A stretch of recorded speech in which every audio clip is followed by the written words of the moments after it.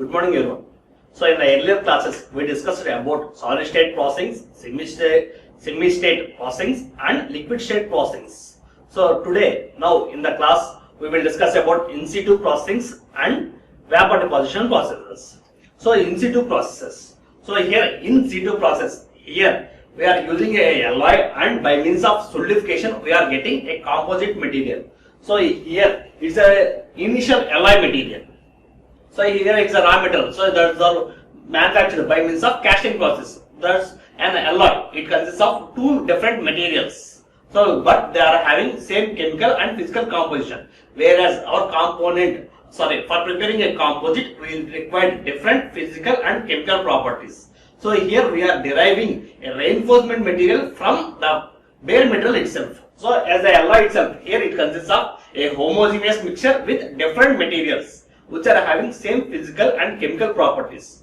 By solidification and again cooling, by melting and again cooling during solidification, we are converting some amount of material into reinforcement and some into matrix. So that is by means of heaters, we are again remelting and resolidifying, and finally we are getting a composite material. So here it consists of an initial metal. This is an alloy.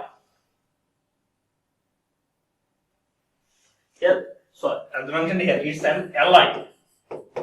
As you know that alloy consists of two materials, two compositions, but those are uniformly distributed throughout the composition, throughout the component. So here it consists of a uniform composition, that is an alloy.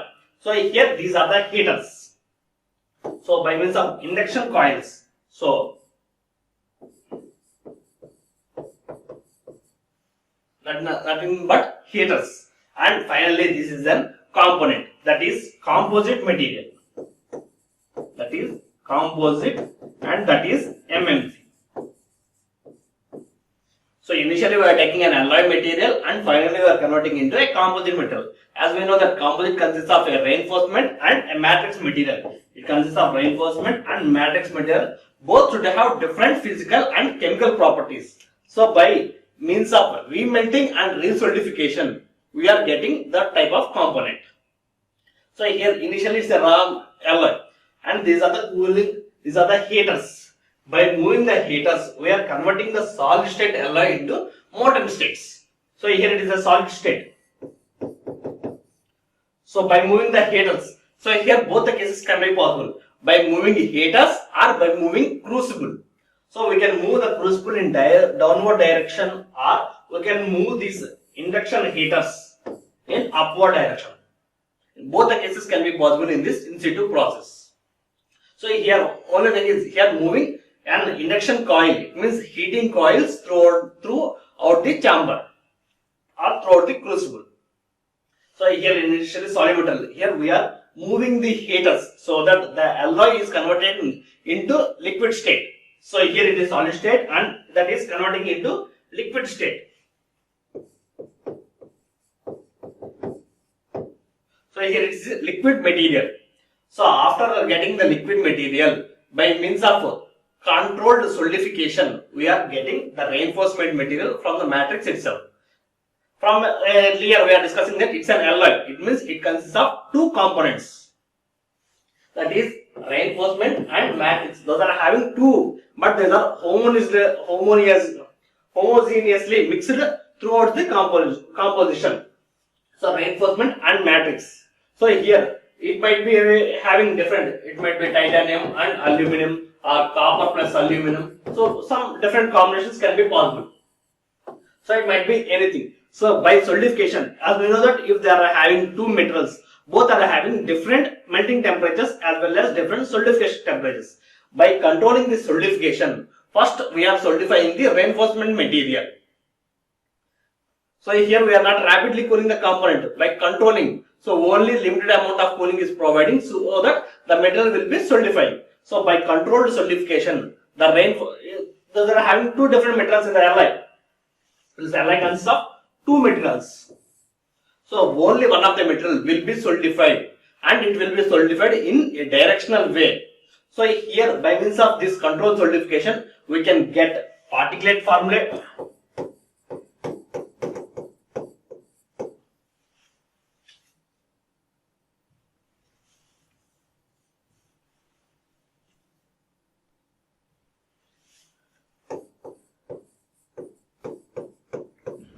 by means of the solidification we can get particles, short fibers as well as long fibers. This all depends upon the second material in the alloy as well as the controlled solidification rate. The rate of solidification decides the size of the particles or size of the reinforcement, whether it is a particle or short fiber or long fiber. This all depends upon the solidification of our alloy. So here alloy and we are remelting, and after that we are solidifying. So that during this solidification, by means of controlled solidification, the different material will be solidified earlier than the matrix material. And here the bonding between the reinforcement and the matrix will be very good compared to other MMC methods. So the same thing we will discuss here. So in situ fabrication of MMC is a process in which dispersed phase is formed in the matrix as a result of precipitation from the melt during its cooling and solidification. So by means of this controlled cooling and solidification, we are getting the reinforcement material from the matrix material itself. Why? Because it is having an alloy. So it is an alloy. We are separating those matrix materials and reinforcement material from the alloy itself. So different types of MMCs as discussed earlier. So particulates can be formed in MMCs, short fibers can be formed in MMCs, and long fibers can also be formed in situ MMC methods. So particulates. So particulate in situ MMCs. Particulate composite reinforcement by in situ synthesize the dispersed phase in the form of particles. So by means of in situ process we can get particulate composites, short fiber composites, and long fiber composites. So depends upon the rate of cooling, it means rate of solidification, we are getting different type of reinforcements. So advantages of in situ process. So in situ fabrication provides more homogeneous distribution of the dispersed phase particles. So compared to steel casting, so here the reinforcement might be in different phases. Those are not homogeneously mixed also throughout the composite. Whereas here in situ process, by means of solidification, we are arranging, by means of crystalline T. So all the reinforcements are formed as a crystal towards a single direction. So by means of that, homogeneous distribution can be achieved in this MMCs, in this in situ process. Next, bonding between the particles. Particles is none other than the reinforcement and particles of in situ formed dispersed phase. That is reinforcement and the matrix. This is reinforcement and this is matrix. The reinforcement and the matrix is better than other MMC methods. So the reinforcement is in the form of particulates. So here if the particles are formed, then those are having a good bonding between the matrix material. Next, equipment and technologies. So those are very less. The expenses of our equipment is very less. Why? Because we are using only an induction coil and we are moving the induction coil or the crucible in downward direction. So here either we are using a crucible and the heater itself only. We are by means of induction coil heater we are melting the alloy material, and so this crucible is moving downward direction or this induction coil can be moved upward direction. So only these two movements are possible in this process. As the equipment, so here we are using only a crucible and a heater, so that the cost of the equipment of in situ process is less expensive. The equipment and technologies for in situ process fabrication of MMCs are less expensive. So why? Because we are using only less equipment. It means a heater and a crucible. So the equipment cost is very less compared to other methods. Next one, disadvantages of in situ process. So the choice of dispersed phase. So these are the materials. So for particulates, aluminum matrix. So examples of particulates forming: aluminum matrix reinforced by titanium boride. So titanium boride is the reinforcement material and aluminum is the matrix material. So by means of these two combinations we are getting particulates. Similarly, by means of titanium, if we use titanium as matrix material, are forced by titanium boride. So titanium boride is reinforcement material. So by means of titanium matrix and titanium boride reinforcements, we are getting short fiber composites. So similarly, by means of nickel aluminum as matrix, reinforced with continuous fibers of nickel, aluminum and tungsten. By means of these three combinations, we are getting particulates, short fibers and long fibers. So here only limited combinations can be possible. Why? Because, here it is mentioned, only limited. Choice of the disperser phase is limited by thermodynamic ability of their precipitation of particular matrix. So all the alloys cannot be used in this process to get reinforcement from the matrix. Only few compositions or few combinations can be possible. Due to that, all the type of reinforcements cannot be possible. All the reinforcements. So only few are possible in this in situ process. But the bonding between, it means the interface between the reinforcement and the matrix is very good compared to other methods. The next, the size of dispersal phase. So the size of dispersal phase depends upon the rate of cooling. The size of dispersal phase particles is determined by solidification conditions.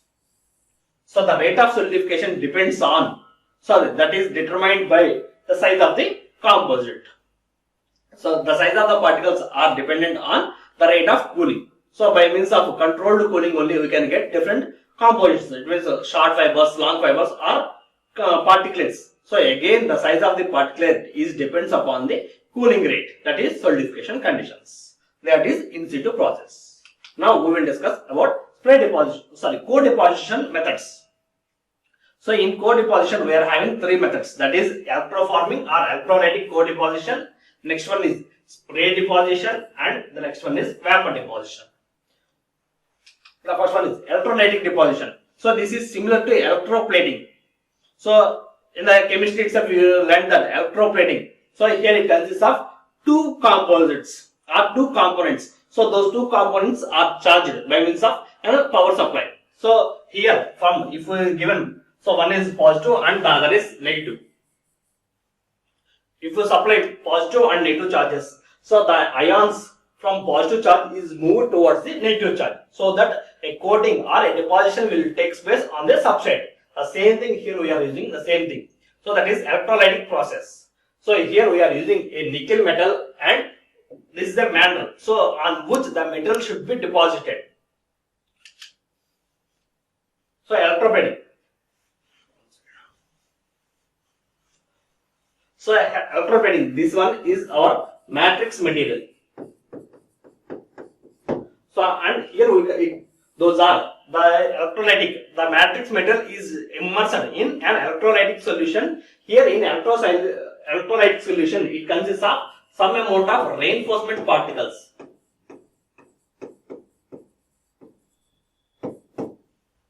It consists of reinforcement particles. The electrolytic solution itself consists of some amount of reinforcement particles. And on the other side, we connected a mandrel.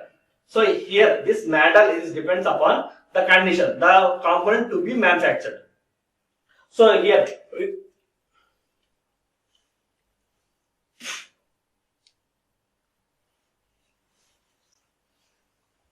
the mandrel. So it might be a complete reinforcement material or it might be a regular ordinary metal on which both the reinforcement and matrix together will be deposited. So in some cases we will take a regular material, so that on the top of the surface the matrix together with reinforcement will be deposited. Those material will be separated and we can cut into different shapes. It can be formed. So again one more condition is we can take the reinforcement shape. So if we want a component like this and it should contain a reinforcements of structure like this. So similar to our pillar. So in our concrete pillar, the iron rods are reinforcements and the cement concrete is our matrix material. So similarly, if we want the same type of component, Similar component, the skeleton, the reinforcement skeleton is used as a matrix material and is used as a reinforcement material, and the matrix material will be ionized and will be deposited on the mantle or on the reinforcement surface.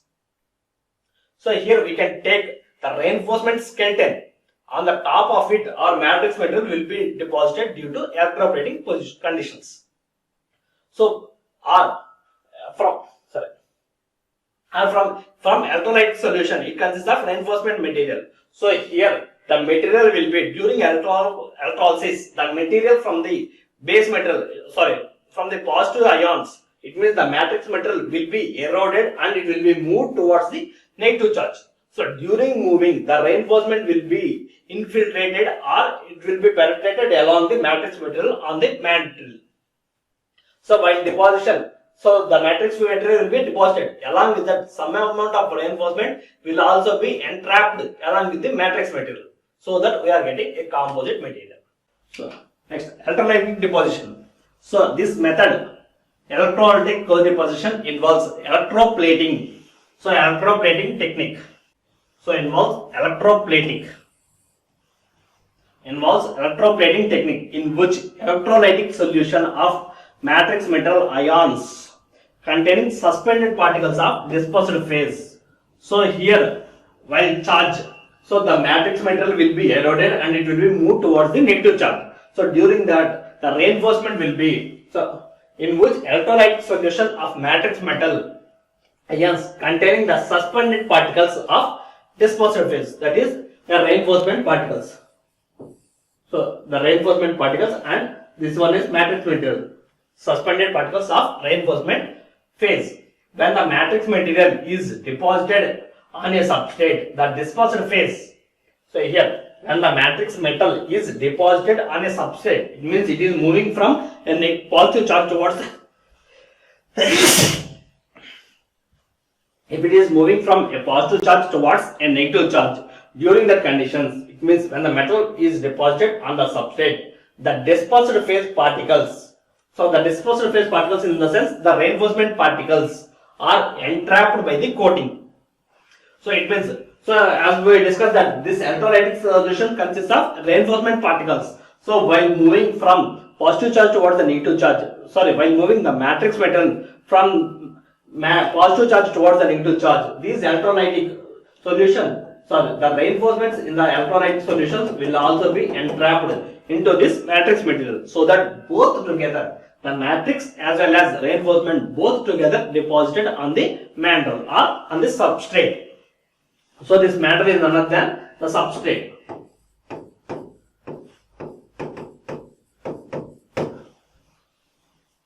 So when the matrix metal is deposited on the substrate, this one is only called mantle. Deposited on a substrate, the dispersed phase particles, as we discussed that the electrolytic solution consists of dispersed particles. Those dispersed particles are entrapped by the coating. Reinforcing the matrix material. So along with that matrix material, the reinforcement is also entrapping.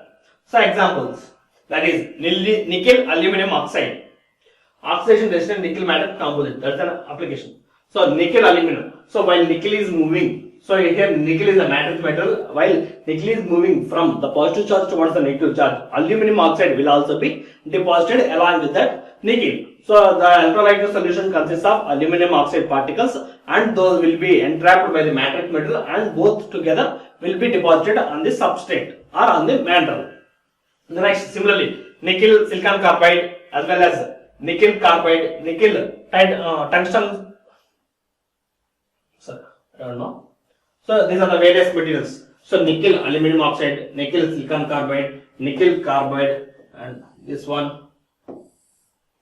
So these are the for various applications. So we are depositing a coating surface on the surface of our main component, that is like an engines or bearings. So as we know that our bearings should consist of high wear resistance. To improve its wear resistance, we are coating a matrix plus reinforcement on the surface of a bearing, so that anti-friction coatings of engine and bearings. Similarly, and for improving the composite, for improving the temperature resistance, we are depositing a layer on the piston. Like that, there are various applications of MMCs. So those are using as a coatings. Next one is spray deposition. So spray deposition process is similar to a paint process, spray painting process. Here that consists of two chambers. It means one is a matrix material and the other is reinforcement material. So along the nozzle, both the matrix and reinforcement will comes towards the nozzle as a jet and it will be deposited on a surface. So this method implements thermal spraying. So thermal spraying means that is ordinary, that is for homogeneous material. It means monolithic material, thermal spraying. So as we know that, so if the size of the component, so I required a component having a diameter of 10 mm. So I obtained a component diameter which is 9 mm. So the 9 mm component is rejected itself. So instead of melting and solidifying again the component, so by means of thermal spraying,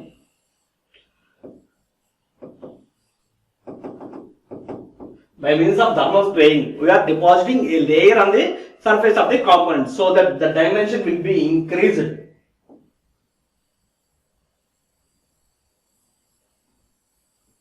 Means a layer is deposited on the surface of the component so that the dimension will be increased and that can be used as the main component. So after thermal spraying, so here in thermal spraying we are converting the material into molten state and we are depositing on the surface of the component. So here this is the metal and by means of spray we are depositing on the surface so that the size of the component will be increased so that we are getting the required size. So similarly here in spray co-deposition we are using the same process. So that spray deposition machine consists of two chambers, that is a matrix material and the other is reinforcement material. Both the reinforcement and matrix together are depositing on the surface of the substrate or the component so that we are getting a composite material. So same thing, this method implements thermal spraying technique. Thermal spraying technique for atomizing molten material, atomizing molten matrix metal, droplets of which are delivered to a substrate. It means while spraying the droplets, the molten metal is converted into small particles, that is droplets. Those droplets are depositing on the surface. So droplets of which are delivered to a substrate in a high velocity gas stream together with dispersed phase.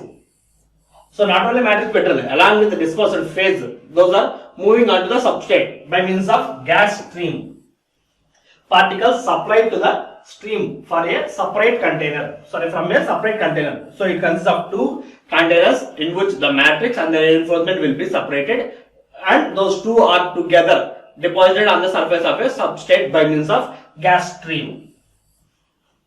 Next, this method allows fabrication of near net shape. So the cycle components will be net shape or near net shape. Near net shape forming a metal matrix composites. So examples of spray deposition: aluminum matrix material. So aluminum matrix material reinforced with silicon carbide is produced by spray deposition process. So here aluminum is the matrix and silicon carbide is the reinforcement. Both matrix and reinforcement are together deposited on the surface of the substrate. It is produced by spray deposition. After that it is rolled. Next, high velocity oxy-fuel gas, and that is one more example. Next one is vapor deposition process. Here, so in the earlier classes till now we discussed about the solid state process. It means initially the raw material of our matrix and the reinforcement both are in solid state. After that we are supplying heat and pressure to the component and we are finally attaining a composite material. The next one is semi-solid state process. Here the material is converting into semi-solid state and we are processing that one. So the next one is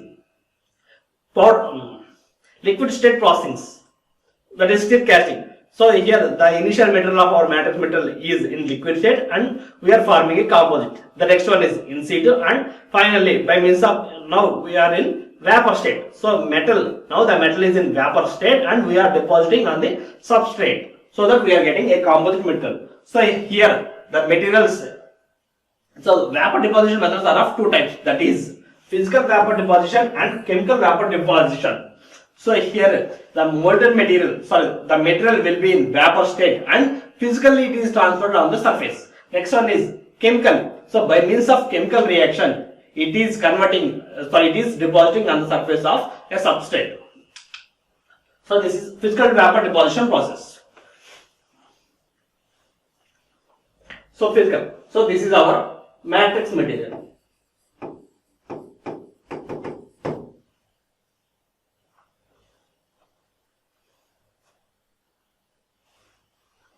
So here, sputtering target. This is our matrix material, and this is the place, and this is the substrate. Means this is the surface on which we are going to coat our composite material. So this yellow surface is a base material. So it is only for support. On the top of this substrate, we are depositing our composite material. So here, by means of a sputtering gas. So here, by means of sputtering gas, here this sputtering gas consists of reinforcement particles. So those reinforcement particles are entering into the chamber, and these particles, this here matrix is heated.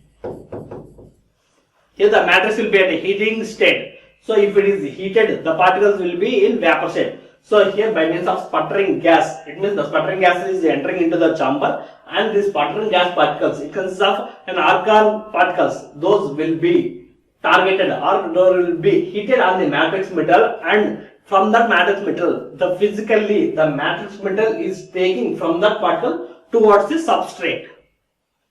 So this substrate, the base is charged. That is considered as negative charge. So the base is charged, and by means of sputtering gas, it consists of and positive charge ions. So by means of this sputtering gas, it consists of reinforcement as well as argon gas. So the reinforcement particles along with the argon particles move towards the substrate, towards the target material. It means towards the matrix material. So here these argon gases will be bombarded. It means will be heated by this, heated to the matrix metal, and some amount of matrix material will be taken along with that ions. So bombarding, it means, so if you throw a ball on a muddied surface, so it will collect the mud, as you know that. Similarly, the ions coming from this sputtering gas, along this sputtering gas, will be heated to the matrix material, and those matrix material will be collected by the ions, and it will be deposited on the substrate. So the reinforcement, along with the reinforcement material, the gas is moving towards the matrix, and the matrix material is carried from the target material towards the substrate. These ions are carrying matrix material to the substrate, so that the matrix and reinforcement together are forming on the substrate. And one more condition. So initially in this substrate, we can take the preform of our reinforcement. So preform we already discussed in squeeze casting as well as gas pressure infiltration in those processes. So similarly here also we can take the preform of our substrate, preform of our reinforcement. It means the required reinforcement will be shaped and it will be deposited on the substrate surface. It means on the base. So here by means of, here in this sputtering gas, only the argon gas will be used, so that without any reinforcement. So only these argon gases will collect the matrix material from the target surface, and it will be deposited on the surface. So that here we already consist of a reinforcement material. It means like a skeleton. So preform. So our preform, in the earlier cases we discussed that our preform is like a sponge. So it means it consists of porous nature. So similar to that surface, here we have taken a reinforcement material. It means porous surface. So after that, by means of sputtering gas, by means of argon gas, those matrix material will be collected. It means collected from the target material towards the substrate. It means after that the matrix material will be depositing. So here this is the matrix material. By means of this gas, it is hitting the surface and again hitting the surface, so that it will be deposited on the surface of the component. So that ultimately we are getting a composite material consists of reinforcement and matrix material. Consists of both reinforcement and matrix materials. So here the material, initially we can take a preform reinforcement or a bare surface. So if we consider a preform reinforcement, the sputtering gas will be heated to the target metal. Here the material to be moved is called a target substrate. target substance. So here those ions will be heated to the matrix metal and those are charged and those are moved towards this positive charge or towards the substrate, so that those matrix will be eroded from this target place and it is depositing on the substrate. One more conditions: the reinforcement can be moved along the substrate material, along the sputtering gas, and those are moved towards the matrix, and the matrix material will be collected by the reinforcement and argon particles, and those are heated by these components. The rest of argon particles will be collected throughout this chamber. This is physical vapor deposition process. So physical vapor deposition process, PVD, those are shortly called as PVD, is a collective set of processes used to deposit thin layers of material. Typically in the range of few nanometers to several micrometers. So this is used for deposition in thin layers. So it is carried out in between the temperature ranges of 150 degrees to 500 degrees centigrade under high vacuum. Next, thermal evaporation and sputtering are the two most common PVD processes. Thermal evaporation and sputtering. Thermal evaporation relies on vaporization of source material. So thermal evaporation, as we discussed, that this consists of a heater, so that the material is converting into vapor state. So those vapor will be physically transferred by means of sputtering gas. By means of heater, it is converting into vapor state. Those vapor molecules of matrix metal is collected by means of sputtering gas, and those are moved towards the substrate. Thermal evaporation relies on vaporization of source material by heating the material using appropriate methods in vacuum. Next, sputtering is a plasma-assisted technique that creates a vapor from the source target through bombardment, means heating. So this is a closed chamber. So if a ball is heated, moves like this, that is called bombardment. Vaporization of metal from a solid source, technique that creates a vapor from the source target through the bombardment with accelerated gaseous ions. So from the sputtering gas, so through this inlet, we are inletting accelerated gaseous ions. Next, PVD technique is carried out in three following steps, that is vaporization of material from a solid source. Vaporization of material from a solid source assisted by high temperature in vacuum or gaseous plasma. So this is our target material. So here we are converting this target material to a vapor state by means of heaters. By means of appropriate equipment, we are converting the solid state material into vapor state.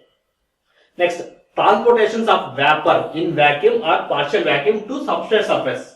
So first step, this one is converting into vapor state. By means of heating, we are converting. Second step is transferring. This is second step. Transferring from the target material towards the substrate.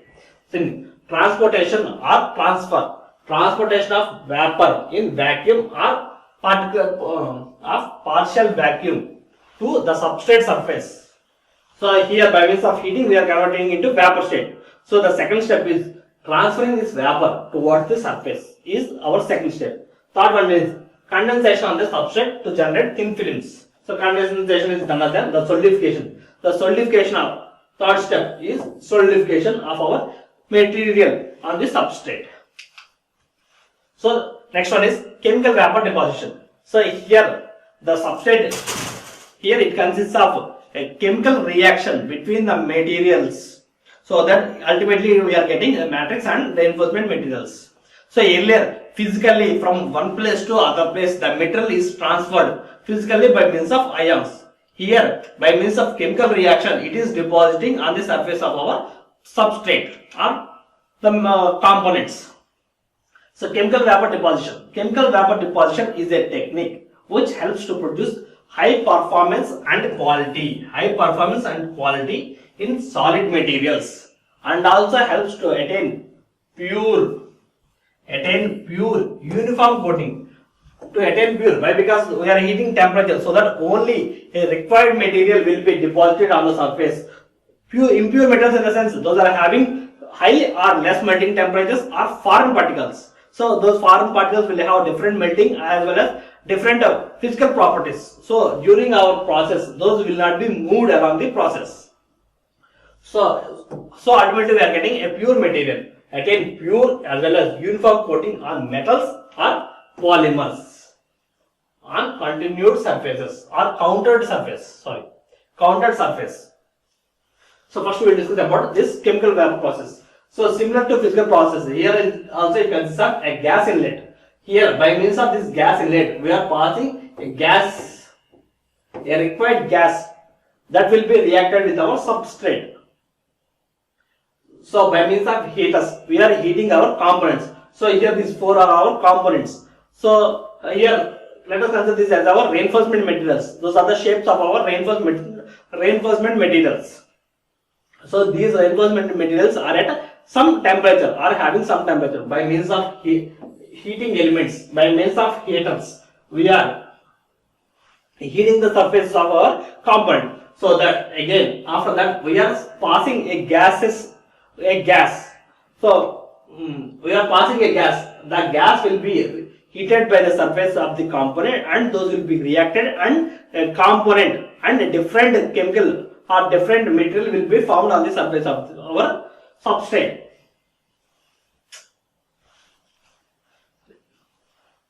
Major group of elements in periodic table have been tested or performed by CVD technique, which is then combined to form composites. CVD involves flowing of a precursor gas. So this is precursor gas.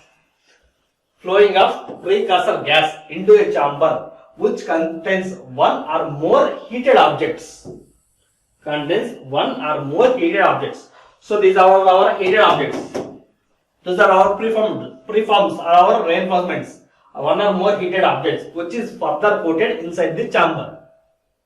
So next, further chemical reaction takes place. So this is our main step. Chemical reaction takes place on and near the hot surface. So these are our hot surfaces. The components are hot surfaces. The chemical reactions will take place on the surface of our hot components. Takes place on or near the surface of our hot surfaces, which results in the deposition of thin film on the surface. So we are passing a gas towards the inlet, and those are heated on the heated components, and those are reacting, and a layer is depositing on the surface of our component. That is chemical reaction process. This is followed by production of chemical byproducts and unreacted byproducts. So here we are passing some amount of gases. Some amount will be reacted on the surface, and leftover will be passed throughout this exhaust pump, towards this exhaust valve. It is followed by production of chemical byproducts. So if reacts, so some amount of byproducts will be reacted, and as well as unreacted products which are exhausted out of the chamber. Next, the material which is deposited inside the chamber has a wide range of applications. This is done in hot wall reactors. And cold wall reactors with having a temperature between 200 to 1600 degrees centigrade. Next, chemical vapor deposition has very high purity, because of which we can produce a wide variety of materials. So it consists of high purity, so that we can produce high or wide variety of materials. It results in removing of impurities from gases precursors using distillation techniques. Next, chemical vapor. One of the major disadvantages lies in the properties of precursors. Major disadvantage is precursor. So precursor should be volatile. Why? Because by means of gases in inlet, we are passing our matrix material towards the chamber. So here our matrix material should be volatile. It means it should be evaporated. It means it should convert into vapor state. Precursor should be volatile near room temperatures, but it is significant for number of elements in the periodic table. So here we are converting our precursor into a more vapor state, so that during these conditions the precursors can be highly toxic as well as explosive. So toxic in the sense it's harmful, as well as explosive, it's a flammable. Some amount of materials during its vapor state, those are highly toxic as well as explosive or corrosive. So these are the various methods for producing MMC components. So those are solid state processing, semi-solid state, in situ and vapor state processes. So these are the various methods for fabrication of metal matrix composites. Thank you.